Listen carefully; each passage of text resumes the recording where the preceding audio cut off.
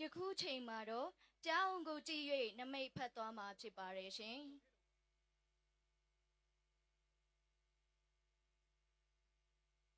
เฮ้ยงอลปีงอลเทนกระปูดดไงฮีเจกระปาดดไงฮีเจหงดงนี่ไงจีดำลูดำดิงนาจีเลนี่พิสัวของบางอินขับพิสัวของบางอินนาดิงสะดิงนาจีเลมีกสีทวายนบอกินเกยทุยลาวีเกยลาลาวีก็ขวดองซอลีกระตุยองซอลี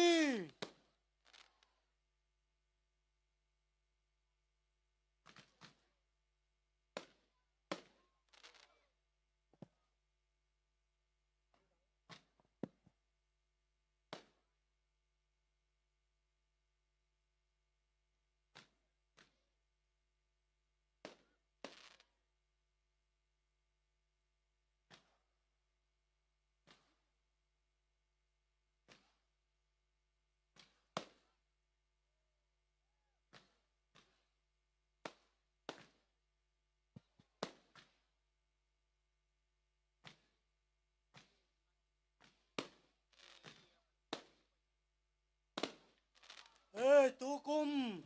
เขาหุ่นหอยดิงฮีเขาสร้างกิจดำดิงฮีอีขวายตักฮีนี่พิสวกบางฮีขับพิสวกบางฮีอันเอาดิมฮีสุมซอนนาไปซอนนาเตะกิโลจิงดิงฮีลุงจำเองနတ်ဆရာကကြောင်းကိုဖွင့်၍နမိတ်ဖတ်သွားတာကတော့ပြောင်းဟာကြားတက်လက်များပြည့်နေတဲ့အတွက်လာမယ့်နှစ်မှာရိတ်ရွာအေးချမ်းသာရပြီးယောဂဗယကင်းဝေး၍ကောက်ပဲတိနံအထက်တူပြီးဝန်းစာဖူလုံမီဟုဟောကြားသွားတာပဲဖြစ်ပါရဲ့ရှင်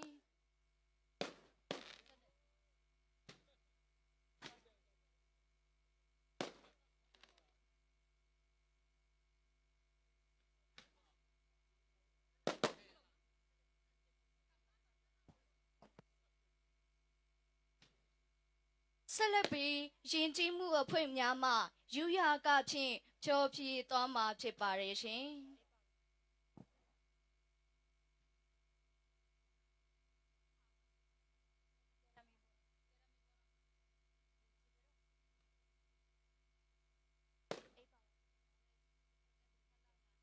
အကီဆိုမီနာအကယ်ဒမီဘော်ဒါဆောင်ယဉ်ကျေးမှုအဖွဲ့တဲ့တုံပနီနာလာမနာအန်ဒင်းဟီယန်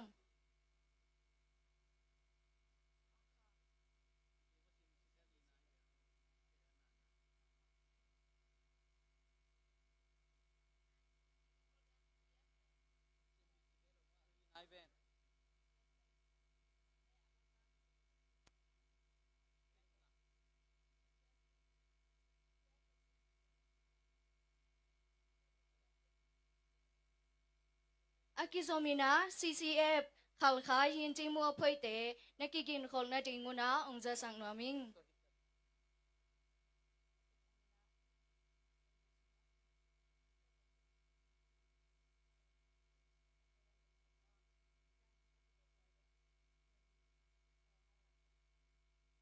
အကီဆိုမီနာ CNBC ယဉ်ကျေးမှုအဖွဲ့တဲ့နကီကင်ခေါလနာတင်ငုနာဟီလိုက်မွန်ပန်အောင်ဇာဆောင်နွာမင်းအနွမ်ထေထေရင် evek pin tuking ni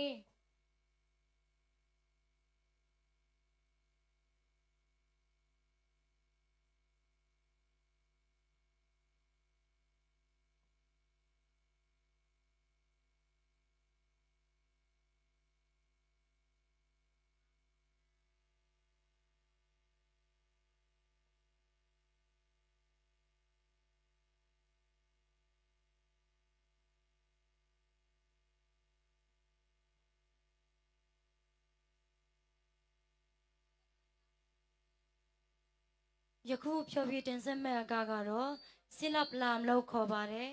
။ကွယ်လွန်ပြည်သူများအားဂုဏ်ပြုသောအကဖြစ်ပါတယ်။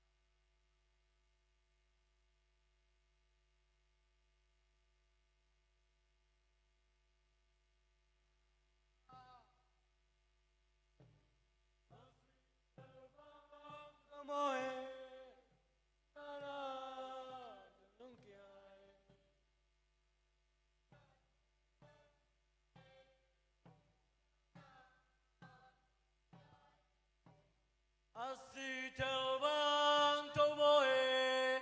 kulana telongkiae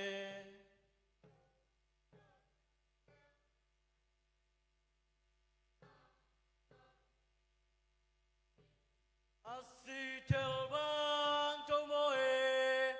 kulana telongkiae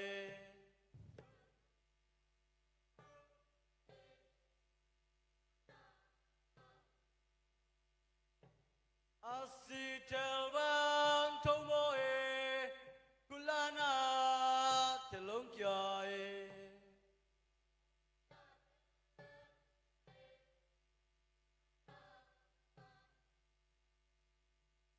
Asitelbang tomoe kulana telongkiae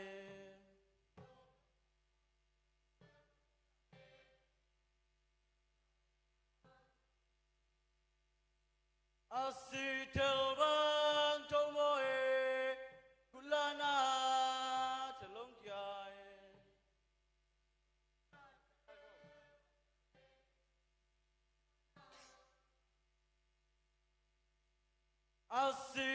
Asitelbang tomoe kulana telongkiae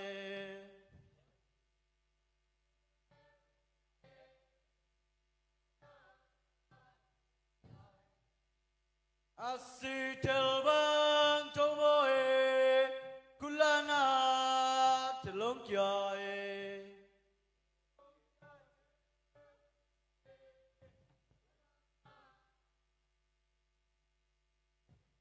Asitelbang tomoe kulana telongkiae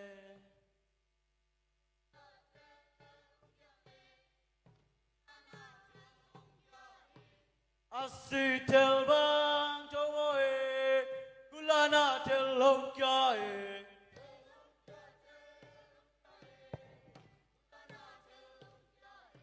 Asitelbang tomoe kulana telongkiae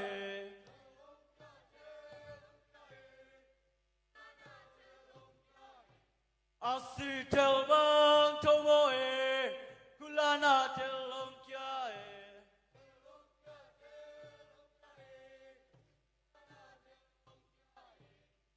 Asitelbang tomoe kulana telongkiae telongkiae kulana telongkiae Asitelbang tomoe kulana telongkiae telongkiae kulana telongkiae Asitelbang tomoe kulana telongkiae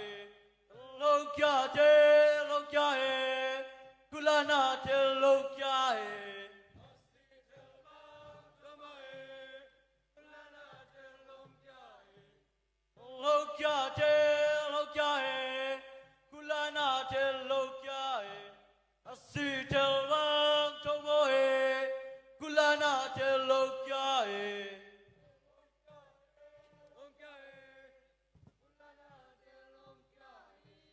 Asitelbang tomoe kulana telongkiae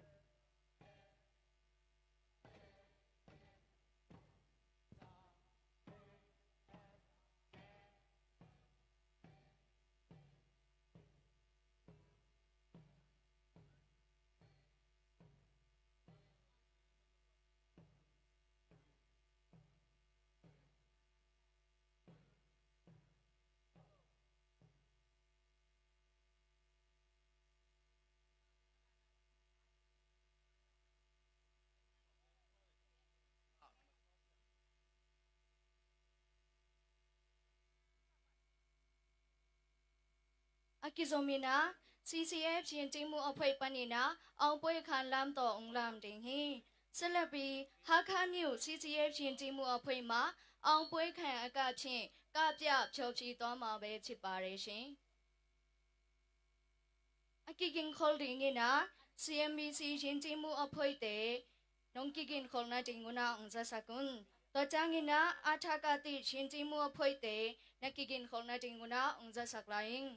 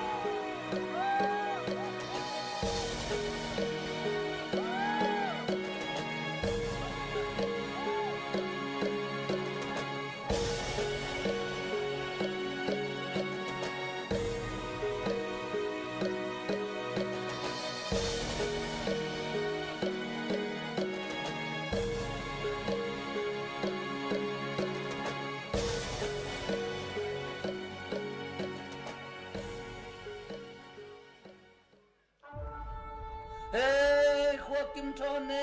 khwa thone dâu tu xuân đa la lăng hey leke dâu tu xuân hey leke hey dâu xuân tu pa cây ngay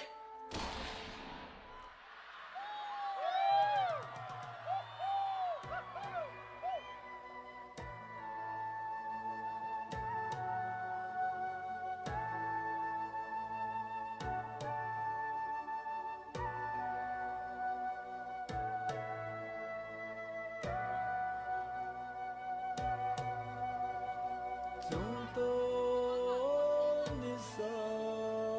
nhìn về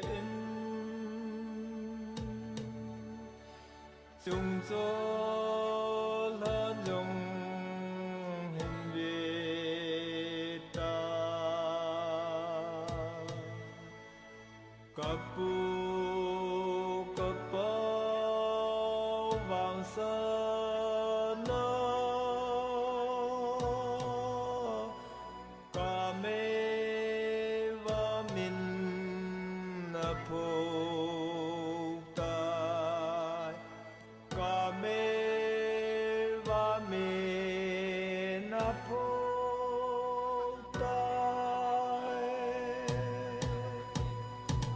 sa pa san hong ve min na va tin chang hong ve tin hong ve vin ngen si a khong e pu sa pa sa nong ve vin na va tin chang hong ve vin yu tin va tin hong ve vin ngen si a khong e ngen si a khong e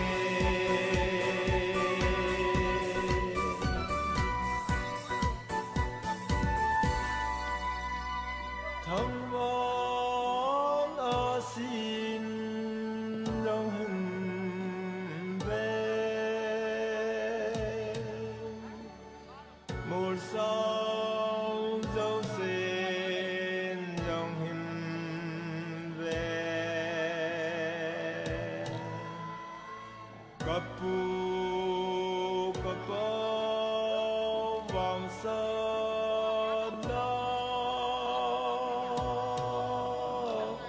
nam đăng yên vai hôm tai nam đăng yên vai hôm tai usa pa san hong ve vin na va tin chang hong ve vin yu tin va tin hong ve vin ngen si a khong e usa pa san hong ve vin na va tin chang hong ve vin yu tin va tin hong ve vin ngen si a khong e ngen si a khong e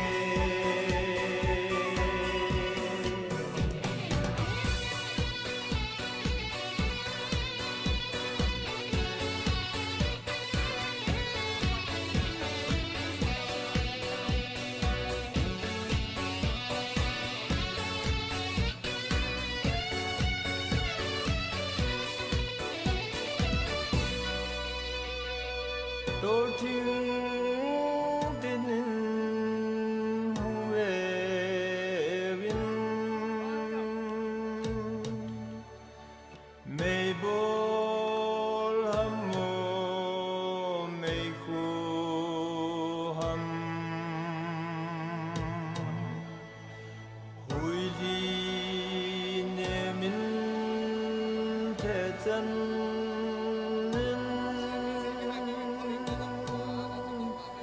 India gam le Burma gam India gam le Burma gam Pusa pa san hong ve vin na va tin chang hong ve vin yu tin va tin hong ve vin ngen si a khong e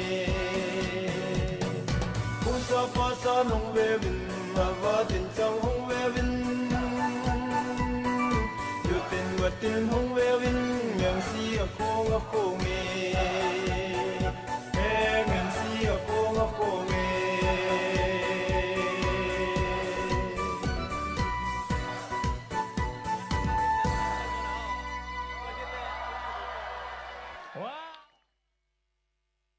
ယခုဖြောပြတင်ဆက်သွားတဲ့ CCF အဖွဲ့ကိုချင်းပြတဲ့စည်ရင်စစ်ချုပ်ရုံးမှာစုတော်ငွေ3000ကျပ်လူမှုရေးဝန်ကြီးမှာစုတော်ငွေ3000ကျပ်ချင်းမြင့်သွားပါတယ်ရှင် Akizomina CNBC ရင်ကျေးမှုအဖွဲ့တိန်နာလာမုံလက်တင်ဟီဆက်လက်ပြီး CNBC ရင်ကျေးမှုအဖွဲ့များမှအကများချင်းကပြဖြောပြသွားမှာဖြစ်ပါတယ်ရှင်။ Akigin Holding နာအာထာကတိရင်ကျေးမှုအဖွဲ့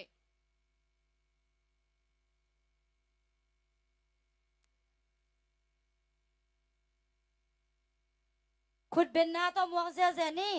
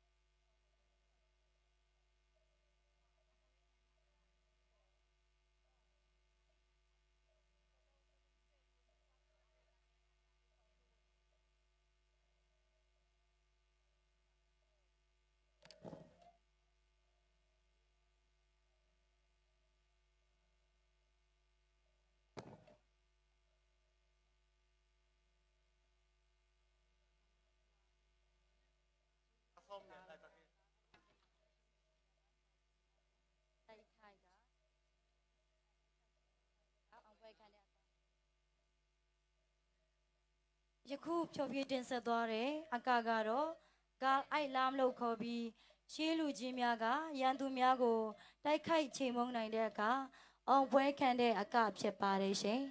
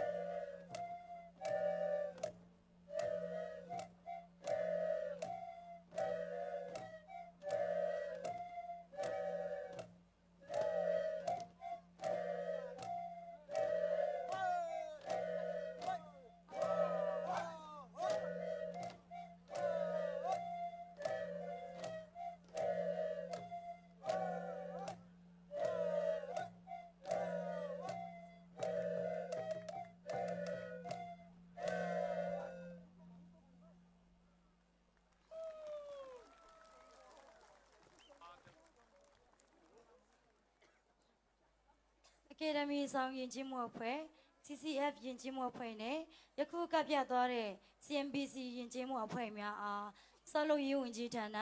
ပြည်ထောင်စုဝန်ကြီးမှစုတော်ငွေ9000စီချင်းမြင့်သွားပါတယ်ချင်းမြင့်တဲ့အစိုးရအဖွဲ့မှလည်းစုတော်ငွေကျပ်9000တိတိချင်းမြင့်သွားပါတယ်ရှင်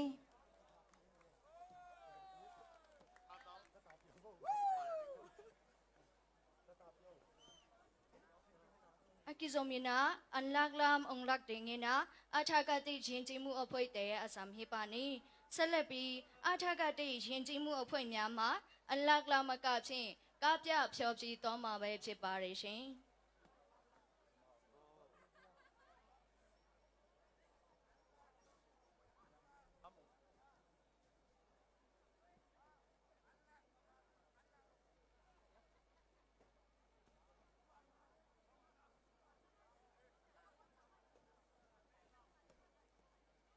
ကျူတင်ပြင်ဆင်ထားပါရန်မိစိုး idol အစုတော်လောင်းလွန်ဆရာမီ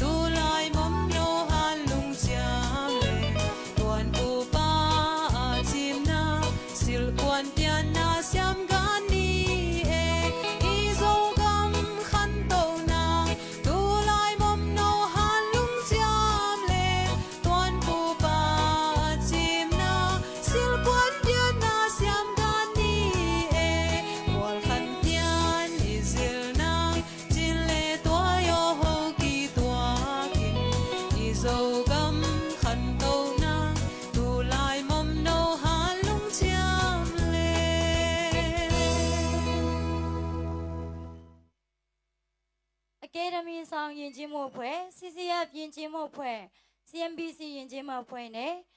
Yaku, Kabia Chobi Dore, Ataka de Jang, do Jang Damia,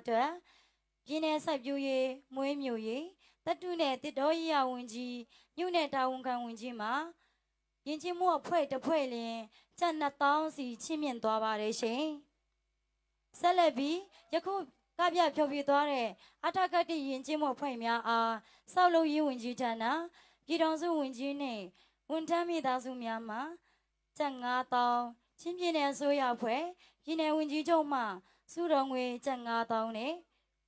Chimpine Soya Pue, Umu Yuinjima, Surongwe, Jet Dong Dong Didi, Chimian Dova Celebi, Mizo idol asudo, London Siami ma, the chinty Tiopi in San Marchi Barishin. Mizo idol asudo, London Siami Tumpanina, Lang I Hipani, could benato Mogzazani. Akiking holding in a, Loibo, Tuipum, Jintimu Apoe, Leilum Jintimu Apoe, Siang Son Jintimu Apoe, BAD Jintimu Apoe. Let come over Limia, Chimian Pijabao. Hello, hello. Khuado kun mang tu zong zong te in zavayin si bai ka bu ka cheu. In sui khom le za I re langu ti la kan sange.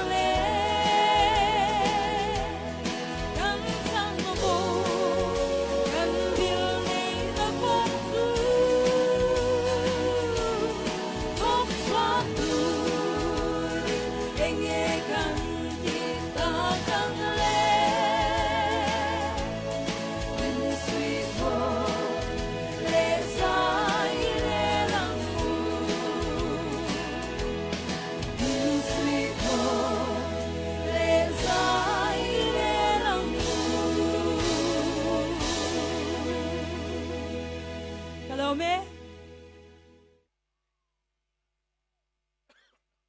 အခုလိုအတန်းချိုချိုလေးနဲ့တီးစိုးဖြောပြသွားတယ်မိစိုး idol line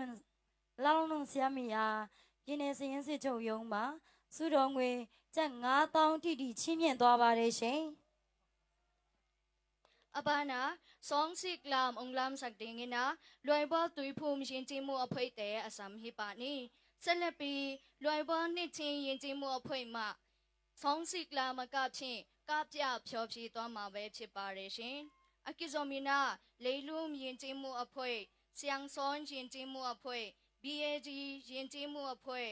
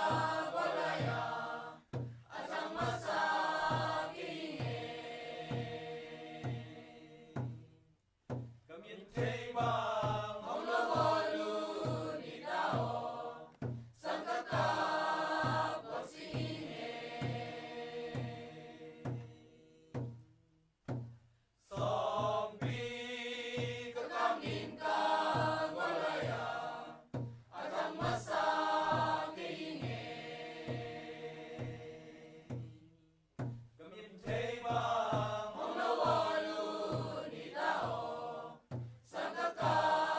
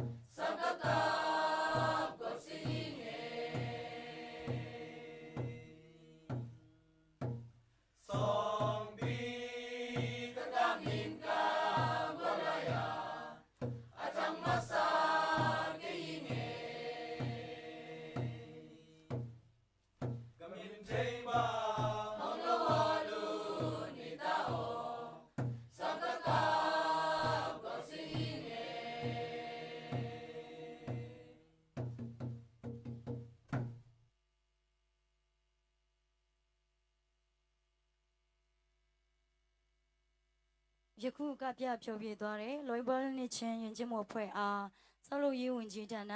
ပြည်တော်စုဝန်ကြီးမိသားစုမှစုတော်ငွေကျပ်9000ချင်းပြည်နယ်ဆိုရအဖွဲ့ပြည်နယ်ဝန်ကြီးချုပ်မှစုတော်ငွေကျပ်9000နဲ့ပြည်နယ်စိုက်ပျိုးရေးမွေးမြူရေးတတုနဲ့တစ်တော်ရေးရဝန်ကြီးမြို့နယ်တာဝန်ခံဝန်ကြီးမှစုတော်ငွေကျပ်2000တိတိချင်းမြင့်သွားပါတယ်ရှင် အကိဇောမာလေလူမြင့်ချင်းမှုအဖေပနိနာဒါကလမ်လာနာဟိဆောင်နီဆက်လက်ပြီးလေလူမြင့်ချင်းမှုအဖေမှာဒါကလမ်မကချင်းကပြချောပြီးသွားမှာပဲဖြစ်ပါတယ်ရှင်အဘာနာဆီယန်ဆွန်ရင်ချင်းမှုအဖေ BAG ရင်ချင်းမှုအဖေလိုက်ပြန်ရင်ချင်းမှုအဖေတဲ့နကိကင်ခေါ်နေတင်ငူနာအောင်ဇာစကင်း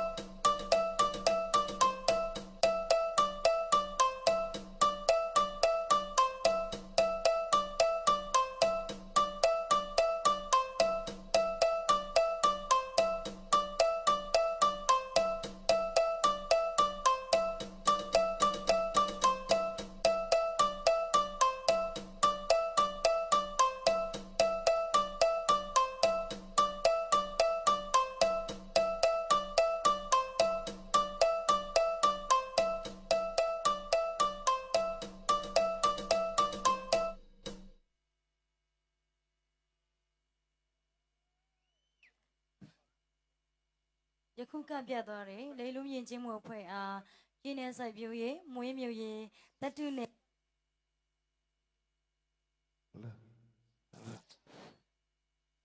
ဒီတော်ရေးရဝင်ကြီးညုနဲ့တာဝန်ခံဝင်ကြီးမှာသူတော်ငွေကျန်တဲ့တောင်းပတ်လို့ရေးဝင်ကြီးနဲ့ကျောင်းစုဝင်ကြီးဒီတောင်းစုမှာသူတော်ငွေကျန်တဲ့တောင်းဒီနဲ့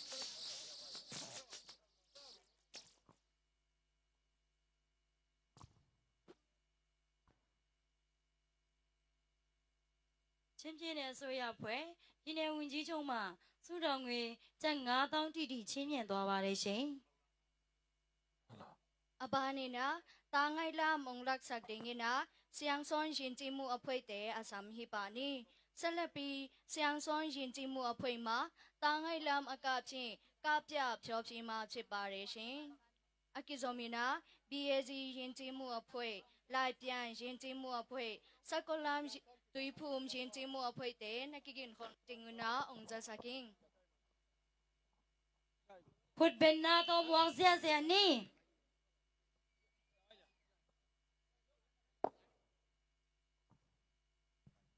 พอดูปวนทรงกิจวัตรเสียเสียไรนะเฮียอดีตเตนะอาคารนามูแต่แกงอ่ะอุดบแล้วจินขัดจังไงนะตัวซ้อมเลยตัวงาตาฮีหอยมาฮีมอตัวอีเดียเลยการสานแม่ทรงกิจวัตรลายฮีจิตะดินกองแกนเฮงเง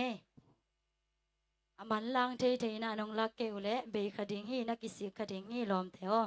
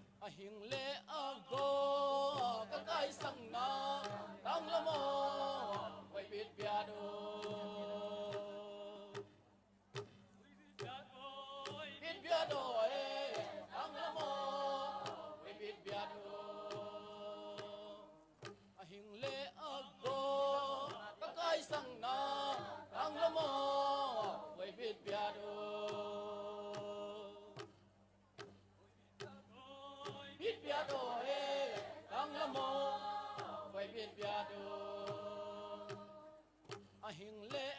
go các cái sang na tăng lâm mơ người biết bia đô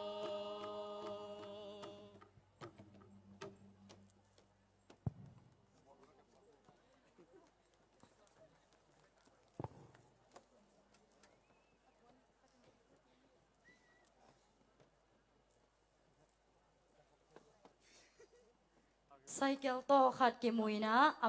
aman so khong yo ma le hitanga akhanda mu te kya nga ongkan leo chin cycle to kaw ya tha ba de pyaw cha tu mya shi ba ga akhanda mu si ma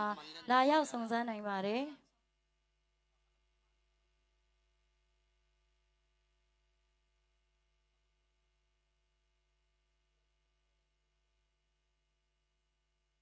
cycle to aman so ten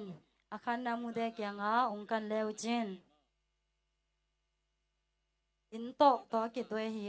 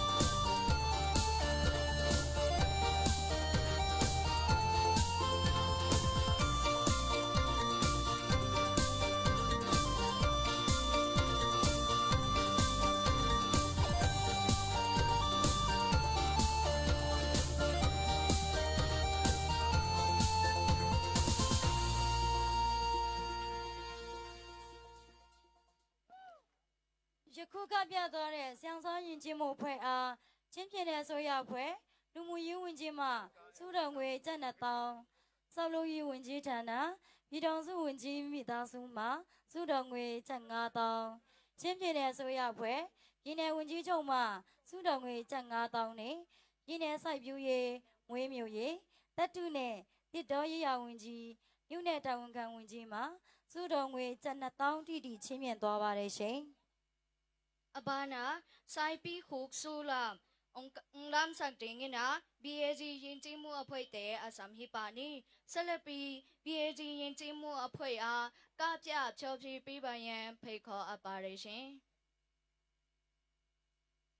အကီကင်ခေါ်လင်းကနာလိုက်ပြန်ရင်ကျေးမှုအဖွဲ့စကောလမ်တူဖုံရင်ကျေးမှုအဖွဲ့မြူမအာစီရင်ကျေးမှုအဖွဲ့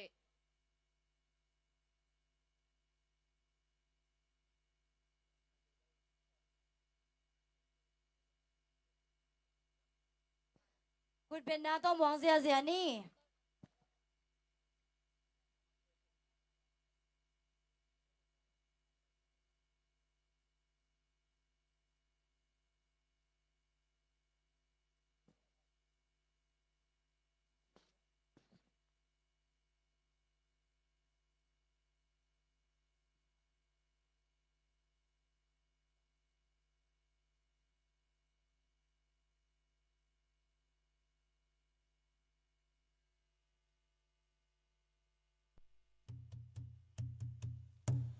วิสัยลิมเลียนปากกะโลนีนาสิงนวายาตะบังคุกสุงเอมินทังปาโลตวงกะตุนจากาเล่นขวางโตตะบังเฮอิงวิสัยลิมเลียนปากกะโลนีนาสิงวายาตะบังคุกสุงเอมินทังปาโลตวงกะตุนจากาเล่นขวางโตตะบังเฮอิงเอวิสัยลิมเลียนปากกะโลนีนาสิงวายาตะบังคุกสุงเอมินทังปาโลตวงกะตุนจากาเล่นขวางโตตะบังเฮอิงเอวิสัยลิมเลียนปากกะโลนีนาสิงวายาตะบังคุกสุงเอมินทังปาโลตวงกะตุนจากาเล่นขวางโตตะบังเฮอิงเอ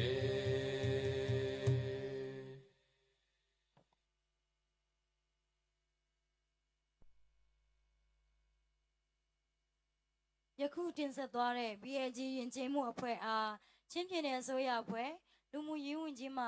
စုတော်ငွေကျပ်2000ဆောက်လုပ်ရေးဝန်ကြီးဌာနပြည်ထောင်စုဝန်ကြီးမိသားစုမှကျပ်9000ချင်းပြင်းတဲ့အစိုးရအဖွဲ့ပြည်내ဝန်ကြီးချုပ်မှစုတော်ငွေကျပ်9000နဲ့ပြည်내စိုက်ပျိုးရေးမွေးမြူရေးတစ်တော်ရေးရဝန်ကြီးမြို့နယ်တာဝန်ခံဝန်ကြီးမှစုတော်ငွေကျပ်2000တိတိချင်းမြင့်သွားပါတယ်ရှင်အပါနာဆီယလမ်အုံလမ်ဆက်တင်ငနာလိုက်ပြန်ရင်ကျေးမှုအဖွဲ့တဲ့အစမ်ဟိပါဟန်ဆက်လက်ပြီးလိုက်ပြန်ရင်ကျေးမှုအဖွဲ့မှာဆီယလမ်အကချင်းကကြဖြောပြမှာဖြစ်ပါတယ်ရှင်အစုံမြနာစကောလမ်တူဖုံရင်ကျေးမှုအဖွဲ့မြူမအာစီရင်ကျေးမှုအဖွဲ့တဲ့နကီကွန်ခေါ်နာတင်ငနာအုံဇဆကင်း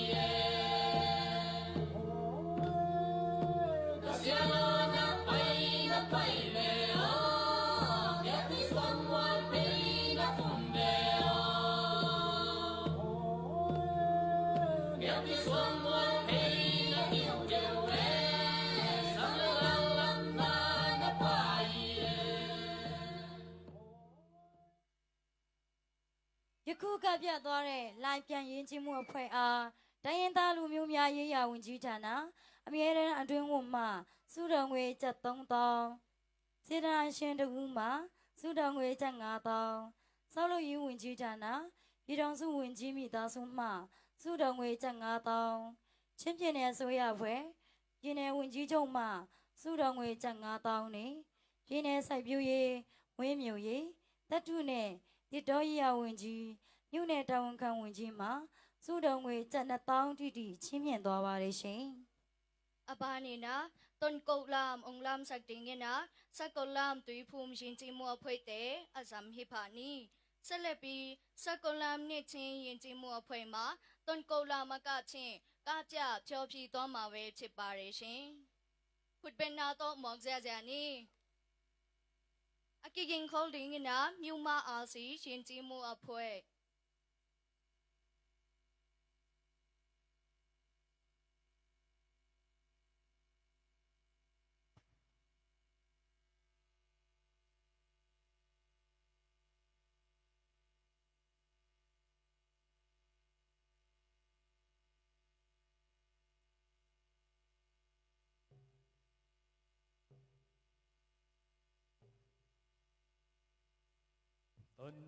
敦高花色江啊，安内阿lâm thân na e hoa sắc江à,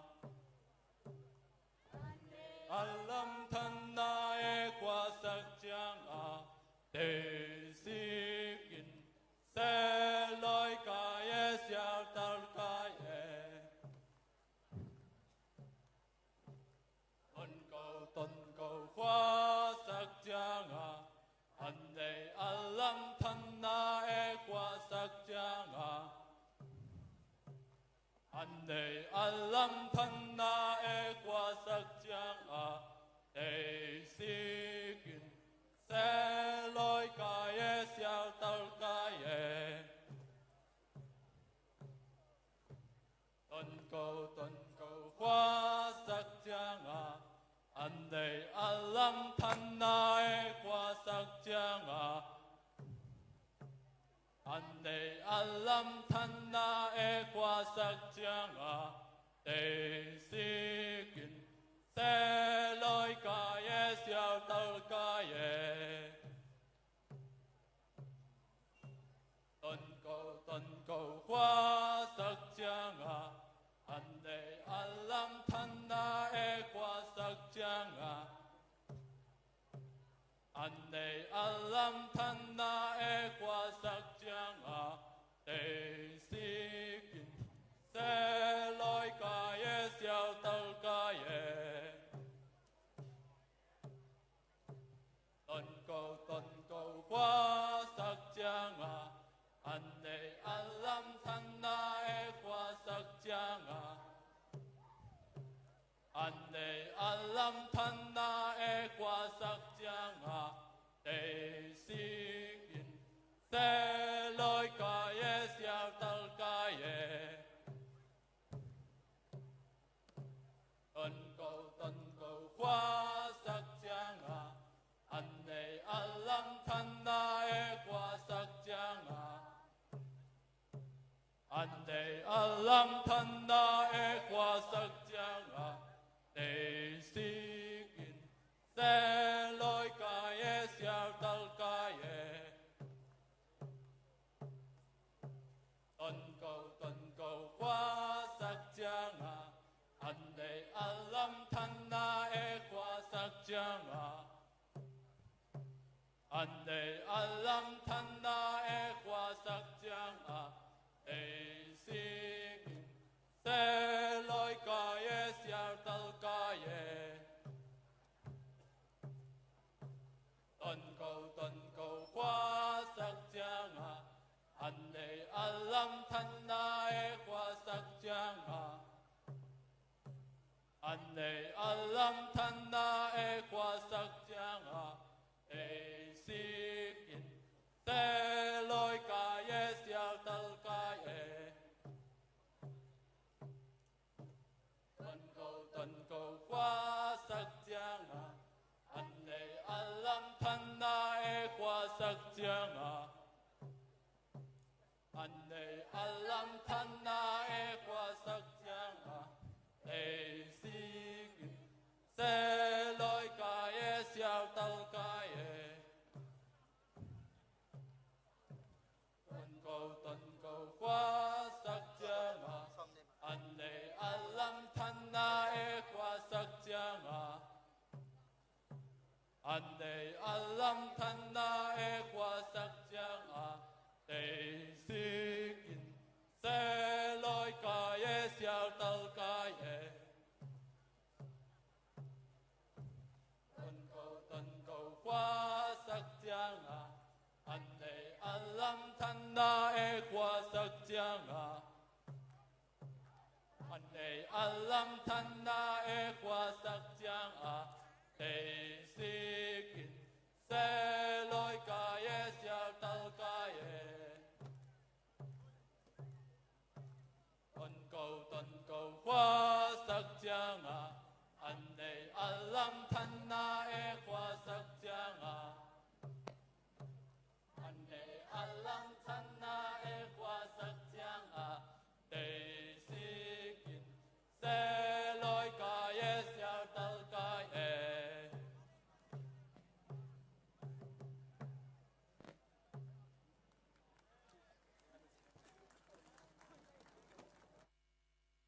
ယခုတင်ဆက်သွားတဲ့စက္ကလာနှစ်ချင်းရင်ချင်းမှုအဖွဲ့အားလူမှုရေးဝန်ကြီးမှစုတော်ငွေကျပ်2000စောက်လုပ်ရေးဝန်ကြီးဌာနပြည်ထောင်စုဝန်ကြီးမိသားစုမှစုတော်ငွေကျပ်9000ချင်းပြည်နယ်အစိုးရဖွဲ့ပြည်နယ်ဝန်ကြီးချုပ်မှစုတော်ငွေကျပ်9000နဲ့ပြည်နယ်စိုက်ပျိုးရေးဝင်းမြူရေးတပ်ထုနဲ့တစ်တော်ရေးရဝန်ကြီးမြို့နယ်တာဝန်ခံဝန်ကြီးမှစုတော်ငွေကျပ်2000တိတိချင်းမြတ်သွားပါရရှင်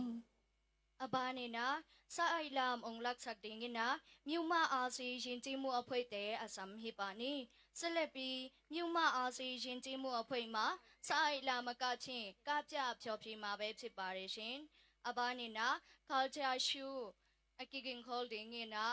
ongza saking ขุดแบ่งเสียนี่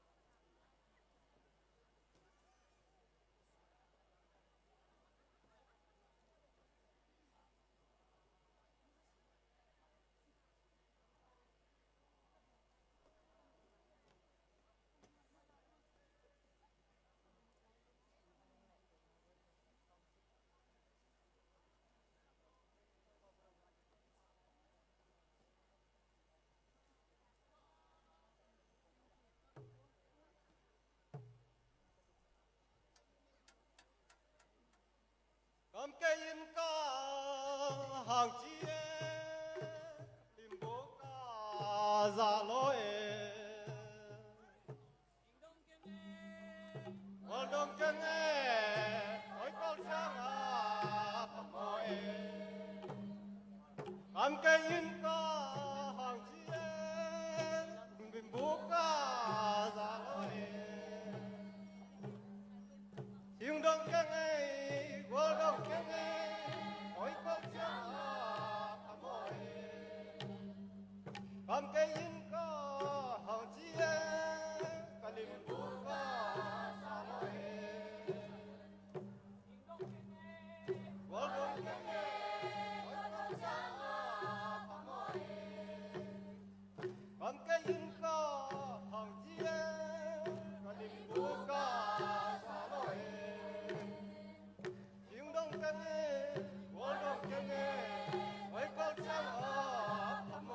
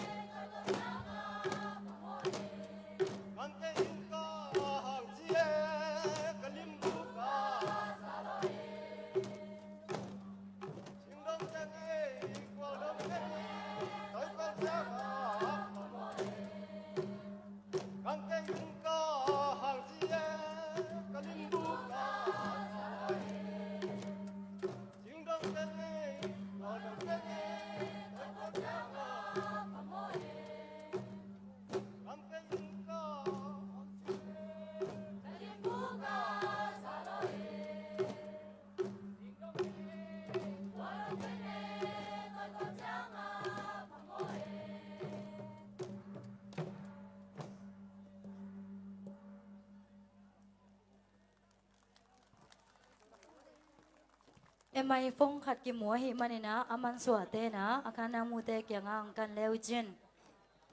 MI ฟงตะลงเกาอยาชาบาเรเจ้าจ่าตุมยาชีบากาอาคารนามูสิมาลายาวสงสารในบาเรยคูกับยาตัวเรมิวมา RC ยินจิมัวเผยอาลูมูยูวินจิมาสุดงเวจันนาตองเศร้าลูยูวินจิทันนายีรองสุวินจิมิตาสุมาสุดงเวจังงาตองชิมเพียเนโซยาเวပြည်내ဝန်ကြီးချုပ်မှစုတော်ငွေကျပ်9000နဲ့ပြည်내စိုက်ပျိုးရေးဝင်းမြူရေးတပ်ထုနဲ့တစ်တော်ရေးရဝန်ကြီးမြို့နယ်တာဝန်ခံဝန်ကြီးမှစုတော်ငွေကျပ်2000တီတီချင်းမြင့်သွားပါလိမ့်ရှင် abanina ngeina sileten banzate zoliate tungpanina la na hidingi yuya wasamya singin ပြသရန်ဖြစ်ပါတယ်ရှင်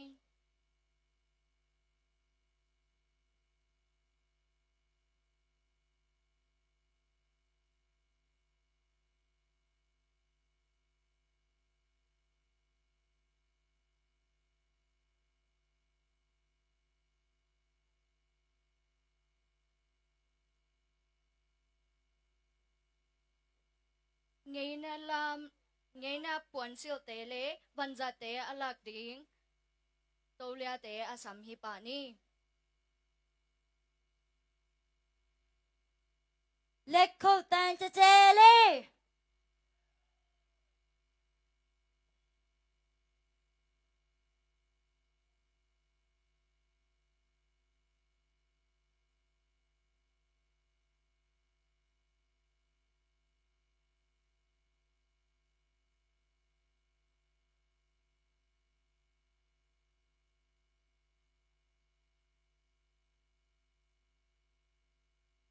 ไซเคิลโตค่ะส่งอมลาย culture shu lak ding te asam hi pani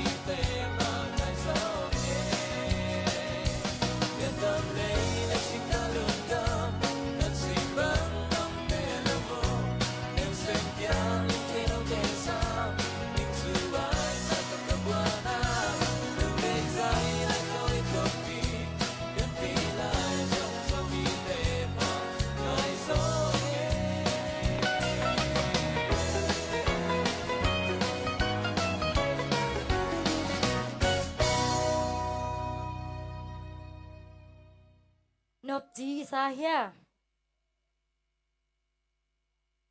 အခုဖြောပြတင်ဆက်သွားတဲ့ culture show ဖွဲ့အတွက်လူမှုရေးဝန်ကြီးမှစုတော်ငွေကျပ်3000အမျိုးသားလူတော်ကိုယ်စားလှယ်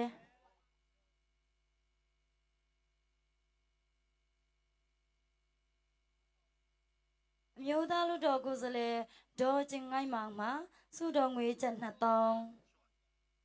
တိုင်းရင်းသားလူမျိုးများရေးရာဝန်ကြီးဌာနပြည်ထောင်စုဝန်ကြီးရုံးညွှန်ကြားရေးမှူးချုပ်မိသားစုမှစုတော်ငွေကျပ်3000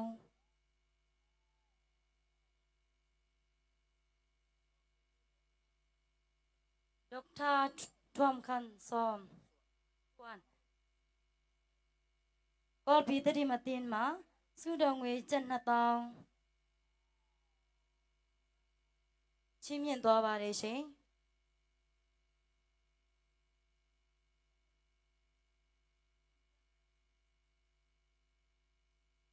ဇင်းချန်ငနာစုနိုင်နေနာစုပေပွဲและส่งเปียกนาตัวอมดิ้งนะในทุมตักจังนะการสันเมเผานามดิ้งมอโตไซเคิลจีบังอตัวกิหอมเสียดิ้งทะโลพวยมาฮีนี่ตังในสกีนะโชพีอมดิ้งอ่ะตัวตะกะอสูโรเตนะตังสเสียดิ้งมิสเปียงบวยส่งนบจิตตะกินกิบอลิงฮีมันนี่นะนูเลปาอูเลนาวอความาแคมเปวจิงจังเงินะน้องไปกิมลายจันนาเดงุนซงอินนาเลียนปีตองซอนพาหนวมลายอิงจิงสังอากิปันินะกิมอลนาตัวอมดิ้งเงินะในนี่จังเงินะและส่งเปียกนาอมดิ้งฮี